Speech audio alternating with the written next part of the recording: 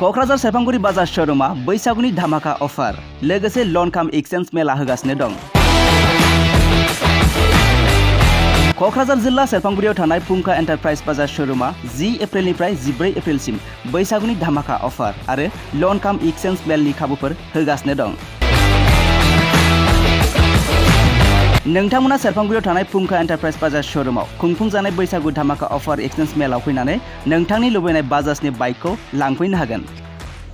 बाजाजनि bike सालायनो मोजां मोनग्रा रायजो राजाफोरनो फुंखा एन्टारप्राइज बाजार श'रुमा लोगोसे मोजां अफारफोरबो लाबोदों। बेफोरनो जाबाय 9-15% लन, free helmet, 10 litre petrol free, every purchase, गुबुन गुबुन मडेलनि बाइकफोरखौ नायनानै 2,000 निफ्राय 3,000 रां कास्टमार अफार होनाय जागोन।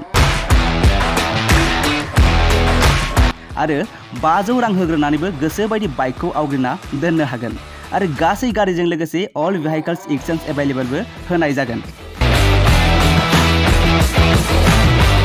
आरो नोंथाङा आबुङै मिथिबावनो थाखाय 6003817191 एबा 9101598021 आरो 9101547892 बे जानबुं नाम्बाराव खौरां लाहरनो हागोन।